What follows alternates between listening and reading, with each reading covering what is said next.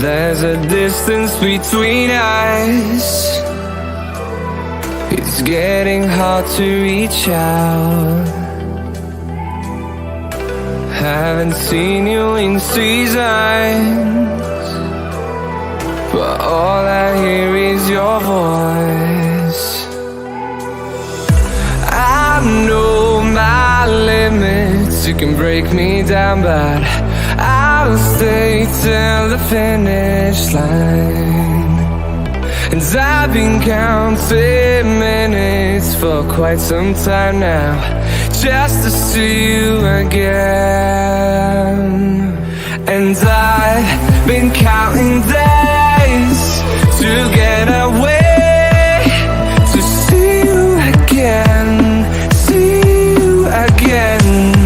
Been fighting ways to get away, to see you again, see you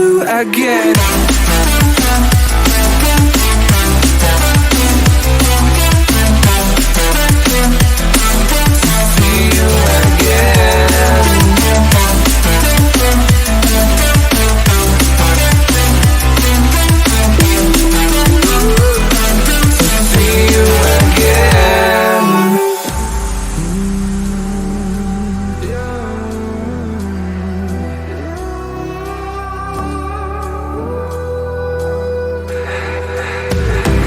We got millions of reasons to let it all go.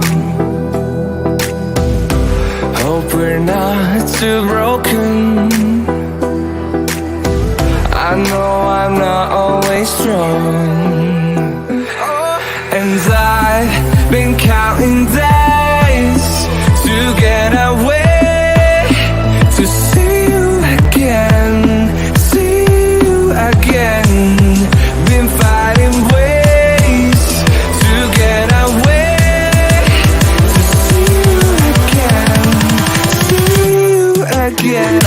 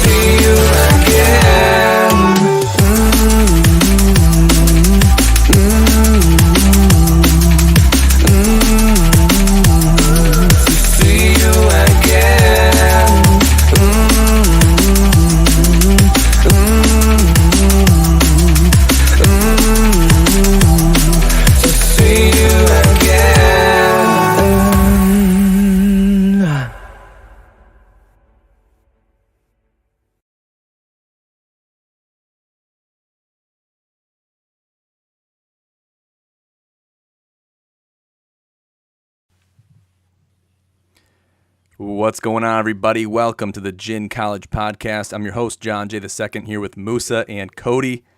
Guys, how are we doing today? Musa, we'll start with you. Recovering from the Michigan loss, but other than that, doing pretty good. I hear you. Cody? Yep, I'm in the same boat as him, man. We're playing through our pain over here, but that's what you got to do when you're a professional. You got to keep it moving and fight to see another day, you know? There's bigger things on the horizon, not the end of the world. Exactly. There's bigger fish to fry always. We've all known heartache. We've all felt it as human beings. It's something that we have to go through and power through each and every day sometimes. And Michigan took a tough loss in the Fiesta Bowl, and we'll talk about that here shortly. And it's a lot of Michigan fans are in that boat right now. We got a lot of people in the GSN camp specifically that are feeling that pain and that are working their tails off to get through it. Especially, it's tough because you are so close to tasting victory, and it tastes so sweet. You can get a feeling for what it's going to feel like when your team wins the chip, and it's like you're that close. You want to be that close, or at least make it to the final dance, I think is something a lot of Michigan fans were hanging their hat on.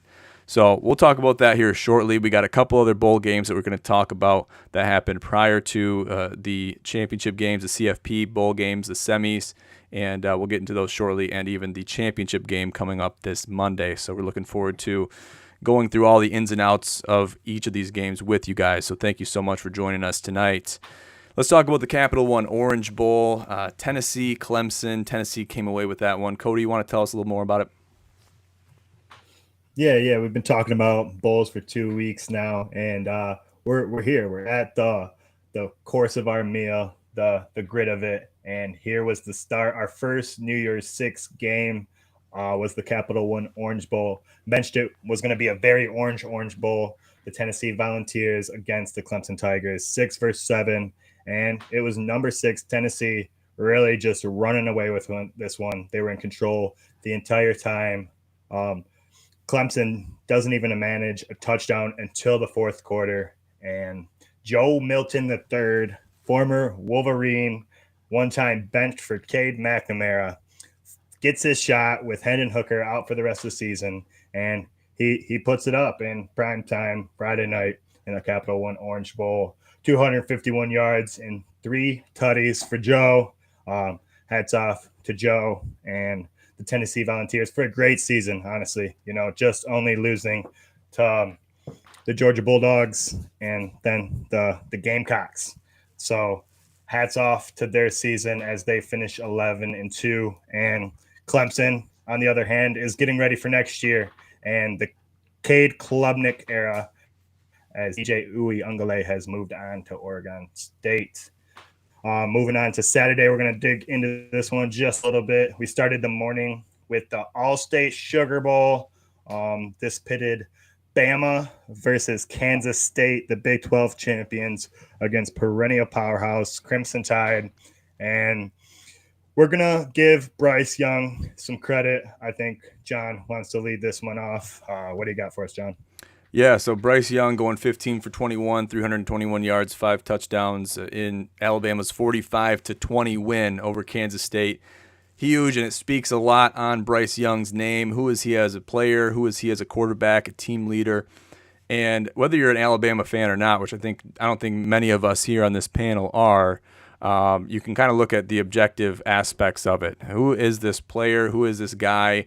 And what have we seen most other players in his position do? Usually they're moving on to the draft. They're not thinking about, okay, I'm going to stay back with my boys. I'm going to play in a bowl. That's still a big deal of a bowl, the All-State Sugar Bowl. It's no, snub-nosed bowl at all. But does it mean anything? Are you going to play another game? Is it a semifinal game? No, to all 3 of those. So the meaning behind this bowl game, it's not like it's a CFP semi. We're looking at a game where it's basically a cap of your season, and you're going to see a lot of players that definitely aren't getting drafted or that are returning play in this game. A player like Bryce Young is likely almost 100% chance of him moving on to the draft after this game, really. And to see him play in it, I think just speaks volumes, and I think a lot of other players can learn. And Bryce is leading by example by playing in this game. So I was impressed to see it, and especially to see him do such a great job being responsible for 5 touchdowns. So well done to Bryce Young there.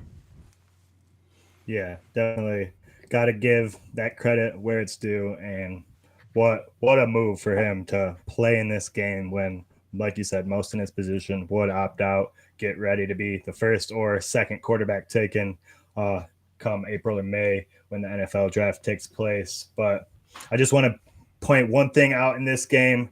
In the second quarter, it was 14-10.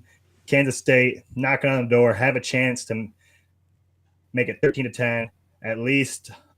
They came up short, and they go for it on fourth down instead of take the 3 points. And then Alabama responds by scoring before halftime ends and get the ball back to start the third quarter, and they score a third touchdown. So just a lesson for Kansas State that you can't leave points on the board, especially against this kind of team or coaches like Nick Saban and players like Bryce Young are going to punish you. And that's what I said Bryce Young was going to do to Kansas State on last week's pod. So a little sniff by me there. And we're going to move on to a painful subject. If you would take the lead on this one, John, so I can emotionally prepare myself to break it down.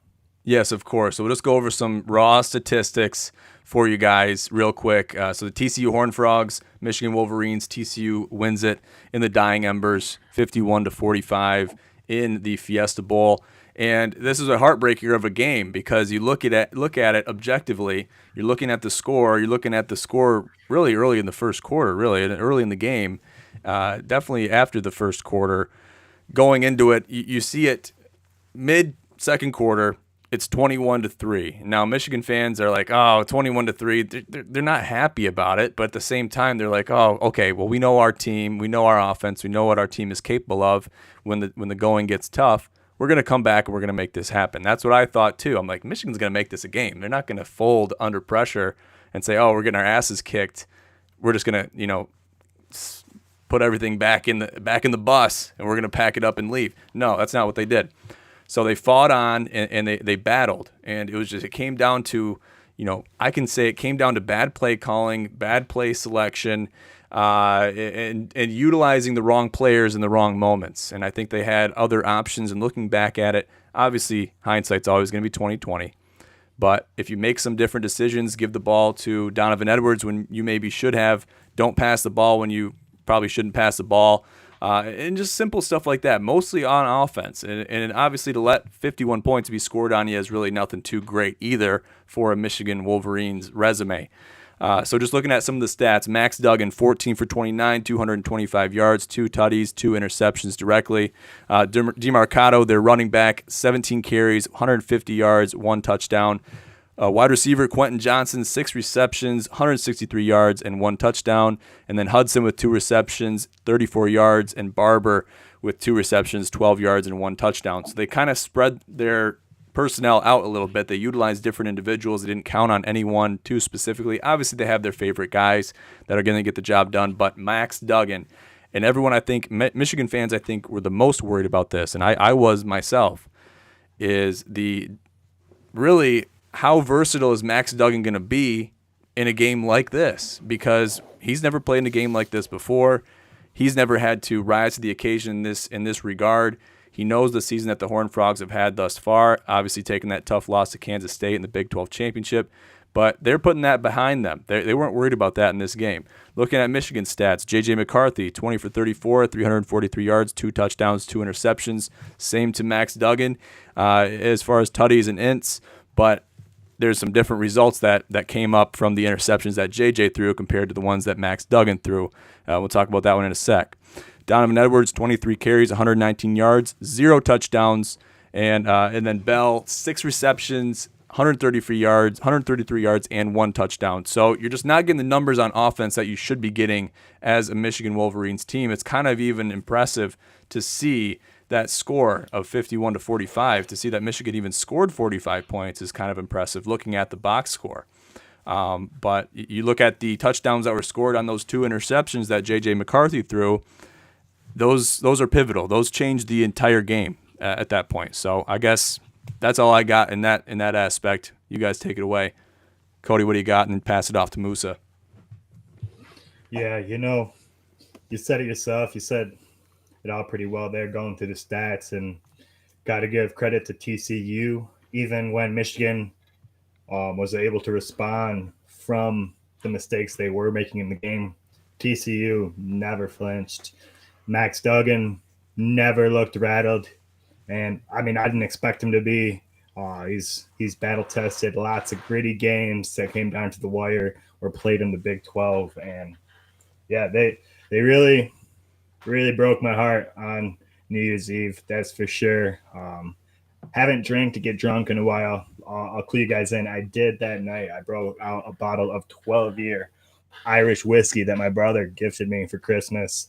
Was going to wait a little bit longer, but hey, you got to do what you got to do. And what you can't do is what J.J. McCarthy and the Michigan Wolverines did on offense and gift them points and leave points off the board.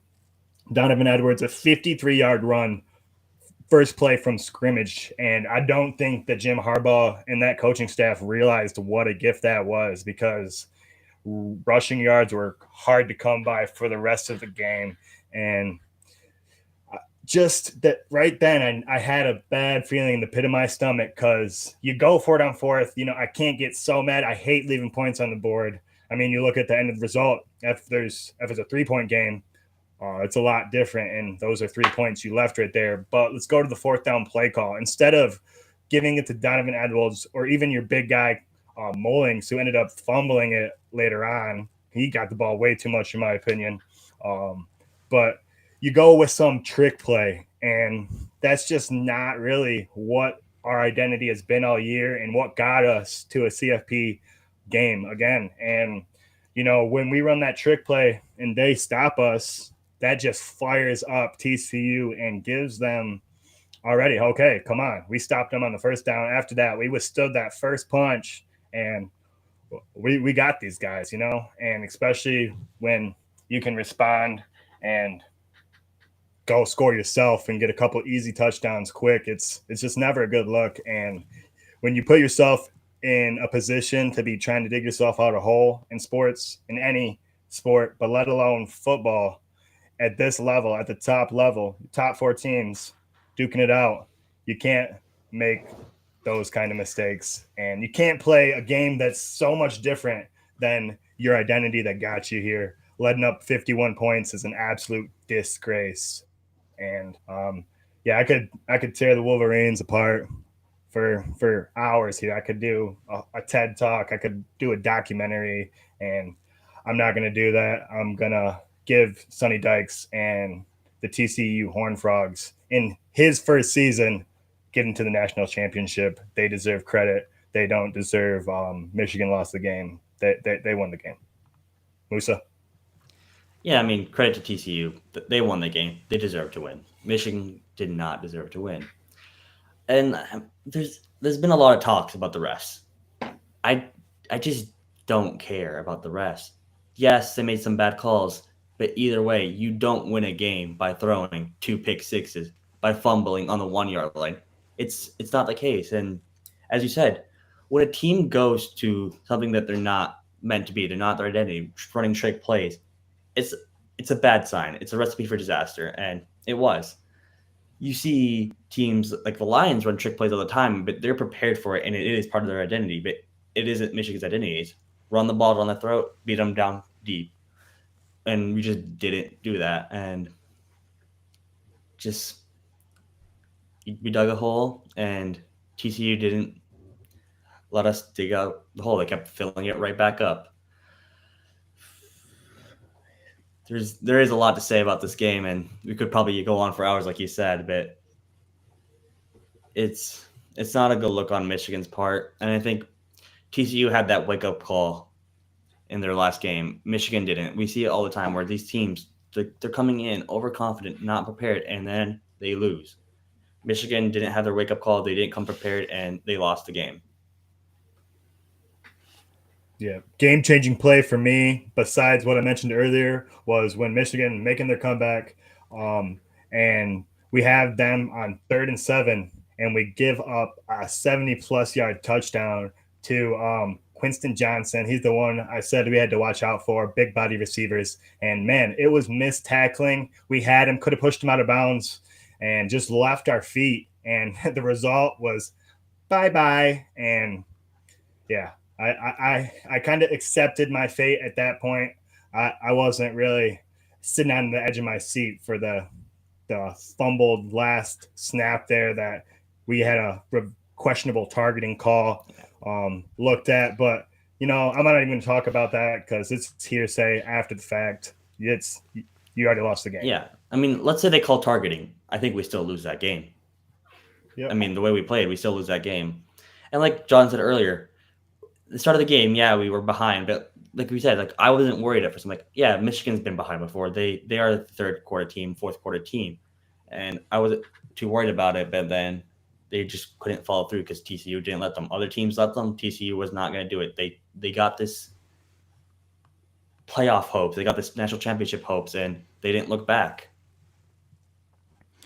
Yeah, really, it's there's a lot of different aspects of this game in particular that you can point to that are areas where Michigan may have went wrong, that were vulnerabilities in TCU's gameplay that were not pursued or not taken advantage of.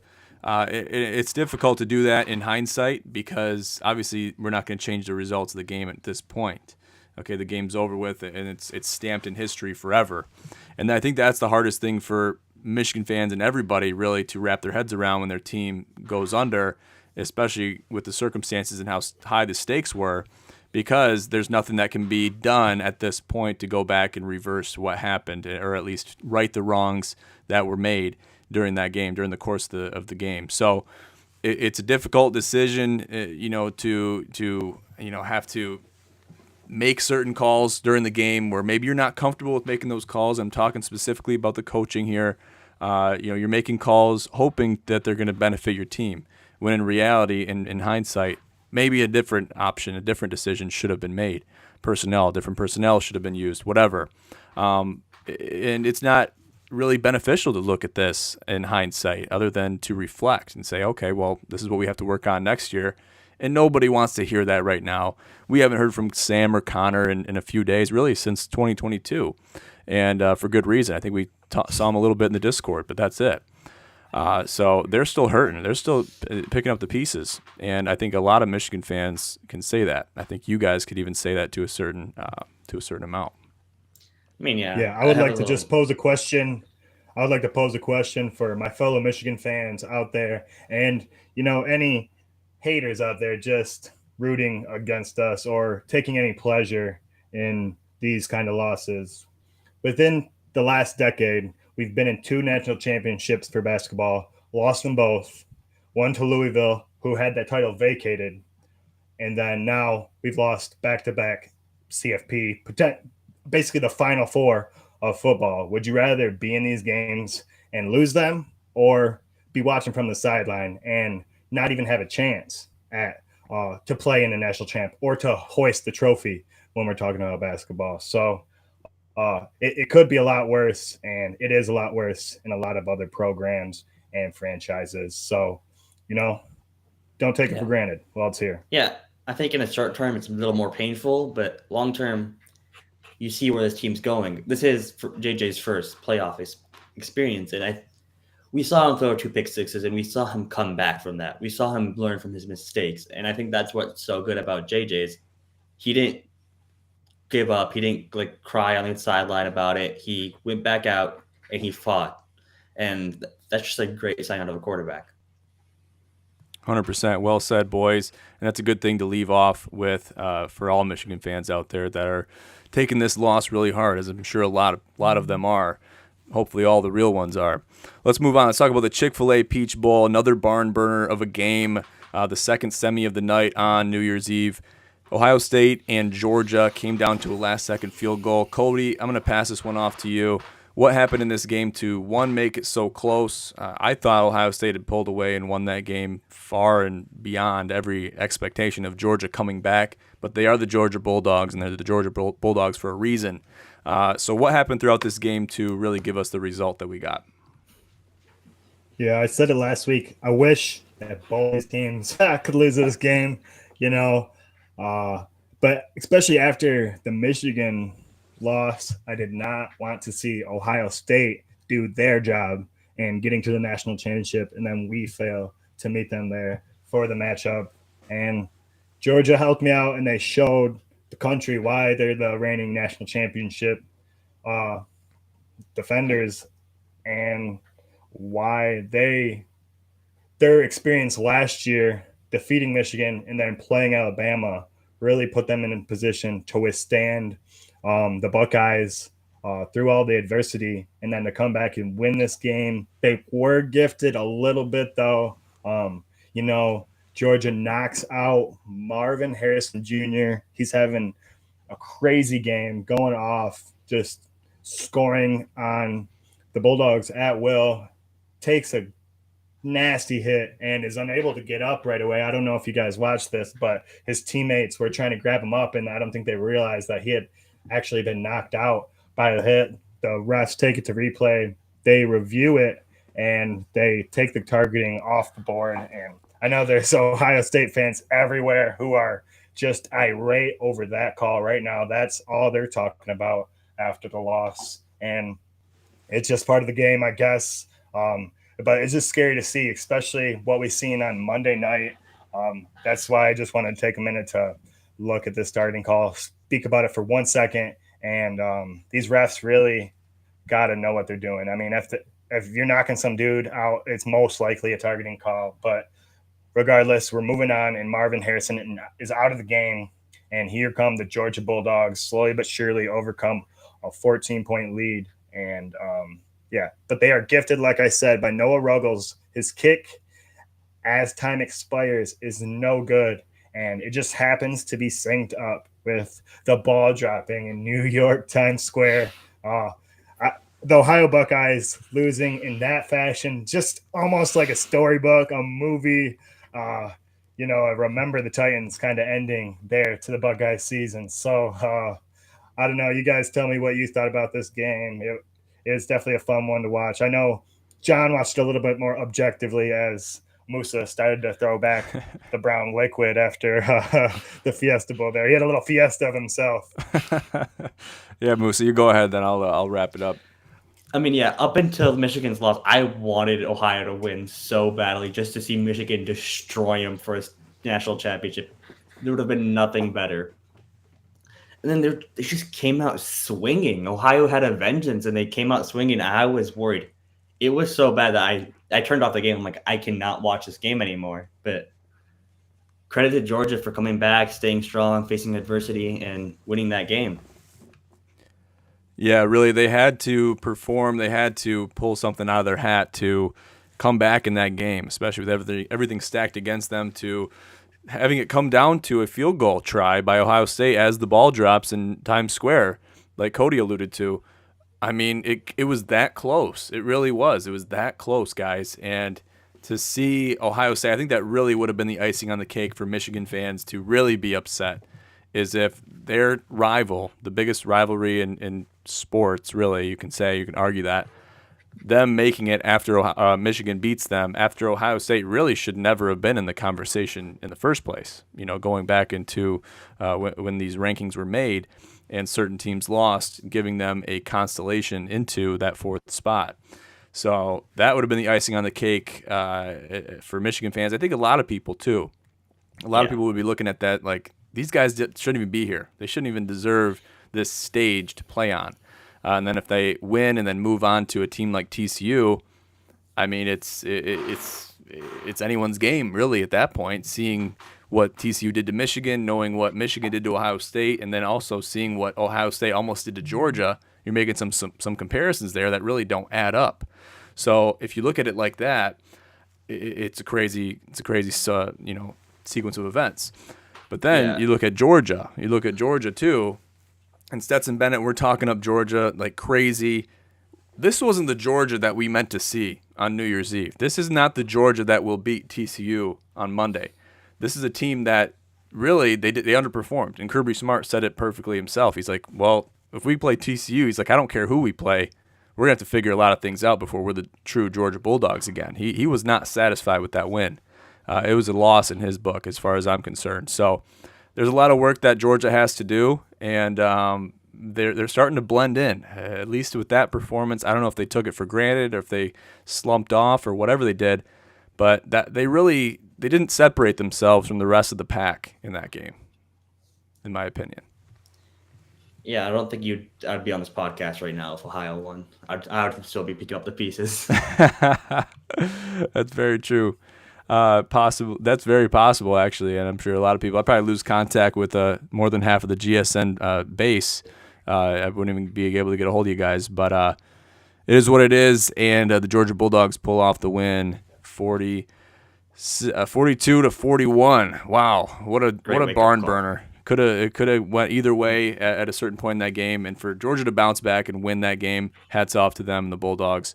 And I think it's going to be, based on how they played in that game too, we can't really foresee a blowout. I know the spread, we'll talk about it here shortly, but let's go over some of these other games. Let's talk about the Goodyear Cotton Bowl between Tulane and USC, another game with very similar circumstances and a very similar ending. Cody, do you want to take this one away? Yeah, man. So we were talking about how Ohio State kind of backed into the playoffs there. Well, karma comes around because the team that allowed them to back into the playoffs was served their justice. USC loses to Tulane 45-46, and beyond our knowledge, Caleb Williams plays in this game and has himself a great game. 37 for 52, 462 yards, and 5 touchdowns. But that defense is what Lincoln Riley has to work on. We said it all year long. We knew it was going to be a problem for him. And the Heisman, he can't play defense and quarterback. So Tulane starts to go to work on him late in the fourth quarter. And, I don't know if you guys watched this one. It comes down to play in the end zone. And at first, Lincoln Riley and the whole USC sidelines waving it off. It didn't the catch was not complete. But that's what we have replay for. And the big fella holds on to it. Alex Bauman, a 6-yard strike from Michael Pratt. And Tulane, I said I was going to be wearing my green wave hat last week. I had it on early Monday afternoon. And, what a season for them to beat USC in a New Year's Six bowl game.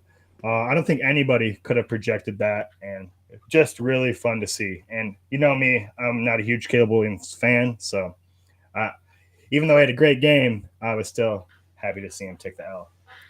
Yeah, I was going to allude to that a little bit. I think Caleb Williams and Lincoln Riley alike have made themselves a lot of enemies over this past year.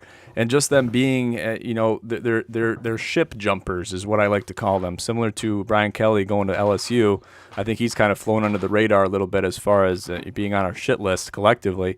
But Caleb Williams for sure, and that's not saying he's not a stand-up guy, but I think he's made a lot of haters out of the move first of all, and then it's kind of almost similar to a Russell Wilson story. You expect a lot of success, you expect them to win the games when they matter, especially when you're going to qualify for the CFP, and in the dying embers, what do? They crumble, and that was really summarized in this result of this game with the loss to Tulane there. And huge hats off to Tulane for winning this game. That catch that was in question that you mentioned, Cody, I was surprised to see that ref had called a incomplete call right on the field, being right in front of the play. I mean, yes, the ball was bobbled, but all the way through to the ground upon review, it was a clear catch, very clear catch. It wasn't even distinguishable. That's a walk up to the monitor and see it and be out of there within 15 seconds kind of call. So the right call was made, and in that case, that's where review does come in clutch because you need it in that situation, given the situational circumstances that they found themselves in that game. So the right call was made. Tulane wins the game, and it was a hard-fought win by both teams. Or a hard-fought game by both teams. Hard-fought win by Tulane. Both teams can't win, John. That's right. This is no free lunches, no participation trophies. Let's move to the granddaddy of them all. One of the last bowl games that we get to experience of this college football season, the Rose Bowl game presented by Prudential. And, man, I was expecting a little bit better of a game. Penn State takes this one 35-21. Cam Rising gets knocked out of the game. I think took a hit to the head, and he went to the locker room. And as he was going to the locker room, I watched him throw it. He watched his backup throw an interception, and you just kind of knew that Utah's season was done. And credit to Penn State, though, played a hell of a game. I think now they hold the record for the longest pass in Rose Bowl history, as it was a Keandre Lambert-Smith 88-yard touchdown catch from the super-duper senior Sean Clifford, who I think is now finally out of eligibility and cannot come play for Penn State anymore. So a great way to end his season with a resounding win in the Rose Bowl. Yeah, indeed. And I was, how I like to pull for my Utah Utes and Cam Rising. I'm a huge fan of that program, and I love seeing that team win. And I went against the Big Ten here, and I have a close buddy of mine. His name's Ray. His nickname's actually Ray Allen, believe it or not. And he sniffed Penn State from the beginning. And I don't know if he was just trying to fade Smitty or not, but he was fading Smitty hard, and he got some pleasure out of it. And the results showed for themselves in Penn State's win, 35-21. Pretty resounding win there for the Nittany Lions, and bringing one home for the Big Ten as well. And it was just a good game. It was a good win. Obviously, Utah underperformed, and the injury to Cam Rising didn't help the cause at all. But even if Cam Rising, I think, would have finished that game out healthy, I still think Penn State wins that game just because they proved their dominance on the field, and you could see it evidently. And there just was no spark with Utah and the Utes on either side of the ball. So it was a clear-cut victory for Penn State, and that's really all you can really say about it, looking back. Yep. Well, let's talk about the last college football game of this season, boys. Let's do it. The national championship presented by AT&T this Monday, 7:30 p.m., SoFi Stadium, Inglewood, California. The Bulldogs taking on the TCU Horned Frogs, and Georgia is a 12.5-point favorite. What are your initial thoughts? We'll throw it to John first, and we can go to Musa after that. Yeah, for sure. So looking at this objectively again, obviously look at the performances that each of these teams put on New Year's Eve. It's going to be based on that. How are they going to fix the wrongs that they made? How are they going to correct themselves where they, had shortcomings? And I'm worried about the Georgia offense. I don't know if they're going to be able to pull it up and pull it together against this TCU defense. They're too prominent. They're too, cutthroat with their mentality. And looking at this spread as it closed today, and it's still floating. It's still going to be floating all the way until kickoff. 12.5 favoring Georgia. I think that spread is a little bit too high, and people would argue with me and fight me on that. But looking at the Ohio State game, looking at how we didn't really expect much out of Ohio State going into this championship or into the playoff, the semis. We didn't expect Ohio State to show out like they did. Maybe they had a fluke and they played great football and they did a great job, but Georgia still underperformed, whether or not Ohio State won that game or not. Georgia underperformed, and they got lucky by the skin of their teeth to win that game and make it to this final, a chance for a second natty. But it's just not enough for me. I think this is a really close game, and I don't know. I think I don't want to speak for anybody else here, and I won't. So what I would say is I'm pulling for TCU. I think that they have the poise, they have the willingness, and even if they're undersized, I think that they can still pull this win together and pull the upset off. Yeah, I want TCU to win. Nothing would be better than Michigan losing to the team that won the state championship. It'll be a little better. It'll show if Michigan maybe won this game, they potentially could have been in that situation where they beat Georgia to win the national championship. A little painful, but it would show the potential of this Michigan team. For me, with Georgia and the spread, I think Georgia will bounce back after this. It was a big wake-up call, and I think they'll fix their mistakes, and they're going to come out swinging. But on the other hand, TCU is coming off a huge win, and they have all the momentum. So it's definitely interesting. I think if spread a spread of 10, I would take. All right, Cody, what do you got here? Yeah. I'm taking TCU in points right now before, people wake up and it drops down a little bit lower. I think that Sonny Dykes has this number in the locker room. He was definitely using the disrespect that the nation and the media has been giving the Big 12 all year, that they are just playing against bad defenses all year long. And I think that they're ready to do that again. They said they shed Dykes. He claimed that him and the TCU and Horned Frogs had shed their Cinderella story label and that they are ready to not be underdogs. But that's where they are again. The media is looking at that as a fluke and the Peach Bowl. But, 12.5 points is far too many. I just don't think that Michigan just allowed 51 points. Obviously, their defense missed a lot of tackles and gave them 14 on the offensive side. But this Max Duggan and some of his wide receivers and the running back who went off for over 100 yards, that was their backup.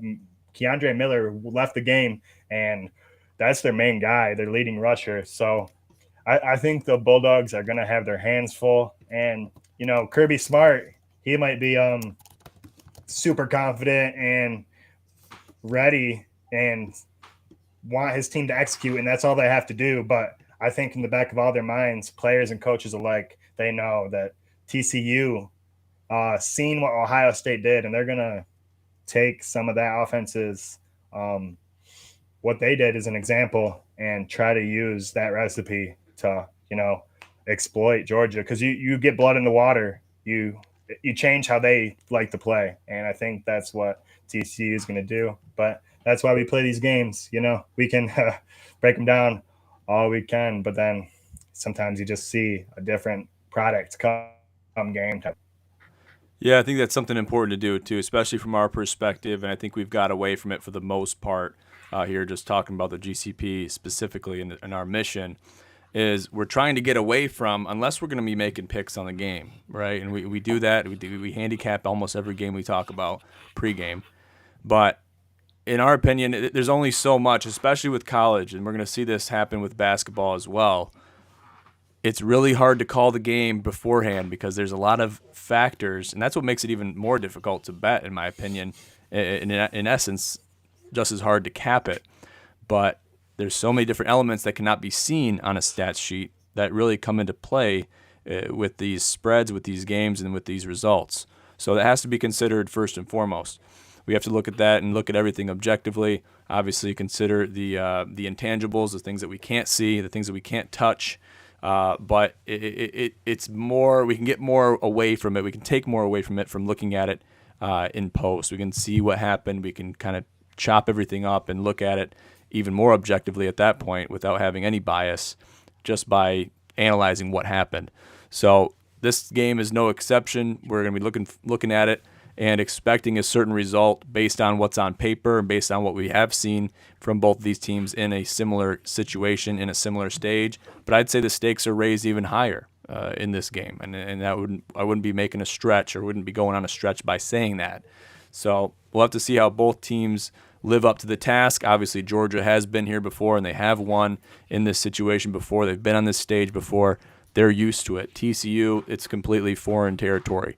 So that has to be taken into account, and I'm sure that's been taken into account when the bookies are making these spreads. So all things to consider. Let's move on to college basketball. Cody, give us a college basketball update as we get closer to making that our main focus. Yeah, we are almost halfway through the regular season now. Hard to believe it, but that's where we are. And with being halfway through, another number one has fallen, and this time it's going to be number one Purdue. They lose their first game of the year, and once again, it is Rutgers Scarlet Knights responsible for spoiling the Boilermakers' unbeaten season. Rutgers hold on late to win 65-64 in West Lafayette. And it was Rutgers last year who defeated Purdue 70-68, but that was in New Jersey. This one was in Indiana, so it hurts a little more. Right now, Purdue is in a battle with Ohio State. We'll see what they do, if they can regroup or if it's another loss for them. Moving to the ACC, okay, without Coach K, Duke Blue Devils fall to NC State in historic fashion, 84-60 on Wednesday night after failing to score for the first 7.5 minutes, which puts the Blue Devils in a 0-15 hole that they are unable to dig out of. The Wolfpack led by 28 at one point. And yeah, I know post Coach K, the Blue Devil fans are looking for some answers and some consistency as we open up conference play. January 4th, the day of the fallen, 3 additional ranked teams other than Duke play Wednesday night and fall to unranked conference opponents, including number 4 UConn at the hands of Providence, 73-61. Georgia Tech also defeated number 12 Miami, 76-70, and Georgia, on the precipice of their football team playing in the national championship, defeats number 22 Auburn, 76-64. And real quick, some breaking news out of Texas. The Longhorns fire their head coach, Chris Beard. This comes roughly a month after he was suspended indefinitely following his arrest for a domestic violence charge. Rodney Terry, the named interim coach, will continue to coach the team for the remainder of the year. And the Longhorns have not lost since he took over. So they're feeling pretty good. And yeah, we got a couple of good games going on tonight. Like I said, Purdue and Ohio State. in a battle right now. Ohio State was in full control, but last time I checked, Purdue was actually up to 58-56. That was a few minutes ago, though. So tune into the finale of that game, the conclusion after the end of our show here. Ohio's and leading only 63-61. So Oh, okay. Very good. Thank you for the update there, Musa. Tune in, audience members. Last thing I want to talk about basketball-wise, rivalry week has kind of snuck up on us. We have Michigan State hoops this weekend, believe it or not. The 10-4 Sparties host the 9-5 Wolverines. And also here in Ypsilanti, my hometown now, Central Michigan, the Chippewas are coming to the George Gervin Game Above Center for a battle with Amani Bates and Stan Heath. Do either of you have anything to add to either of those games being played this weekend? Musa, you go for it. I'll take over after that. I mean, let's go blue and let's go green because obviously you put two together. Eagles, definitely not Michigan State this week. I'm glad you clarified that. Thank you. Yes, sir. Do you guys? I mean, let me ask you real quick. Do you guys say "Go Green" at Eastern Michigan, or is that not a thing? Yeah, I mean it's "Go Green," but it's more "Go Eagles," I'd say. Okay. I just figured that might be a conflict of interest for some fans that might also like the school next door, right, and be fans. I'm sure there's tons and tons of Michigan fans compared to State fans down there in A2 compared to anywhere else really in the state. I'm sure there's a very high density of Michigan fans down there, so I'd be surprised if there was many State fans there, or even ones that would allude to the Go Green thing or utilize that when they could say Go Eagles, because that could be a conflict of interest for obvious reasons. I will say I own no Eastern gear because it is green. Oh, wow. Impressive. I unfortunately look just really damn good in green, so I've always wanted an excuse to wear those colors, so I can't not wear. I also work for the school and their athletic department, so I have an excuse as well. I mean, I have my green high school gear because that's different. Hurons, baby, right? Hurons. Yeah. Oh, okay. My apologies. Hurons was actually taken off the. You can't use that as a mascot. It's a no-no. Oh. Wow, all impressive stuff I didn't know, and we're getting enlightened every time here on the GCP. So it's a learning experience every time, if nothing else. But we get a lot out of it, no matter what. Cool. So we got the slate of basketball games tonight. We got rivalry weekend coming up ahead of us. We're jumping head first and into the puddle, 2 feet in, with this college basketball slate, the rivalry weekend, and getting into conference play even more every single week. So we're looking forward to covering everything regarding rivalry weekend itself and conference play in basketball. So watch out and check everything out on our socials for all that information, all those updates. But we'll end the show there, guys. Musa, give me some final thoughts and then pass it on to Cody, and then we'll wrap it up. Yeah, I mean, for all the Michigan fans out there that are still a little down, just know nothing can change the outcome of the game, and take your time to heal, but don't get too hung up for it. Yep, just reiterate that. Be a good fan of your team in wins or in losing. You hate to see kids like Noah Ruggles, the kicker missing that kick, get death threats from Ohio State fans, or even I bet there's Michigan Wolverines fans who had some pretty awful things to say to JJ McCarthy for throwing 2 pick sixes in that game. So just be a good fan, everybody. It's sports, and it means a lot more to those kids who are playing in it than us on the outside looking in. So that's what I'll leave you guys with tonight. Yeah, we got a lot to be thankful for, especially with the DeMar Hamlin thing. It seems like he's doing a lot better now, so our thoughts and our prayers have been answered. Thank God, praise God for that, and hopefully he makes a full recovery. But, yeah, it just kind of shows, too, and just to kind of embody everything that Musa and Cody just said. Be a good fan, be a good person, take every sporting event that we get the participation to, or we get the ability to participate in as a fan. Don't take it for granted. Take it as something that is a privilege and something that you should be thankful for.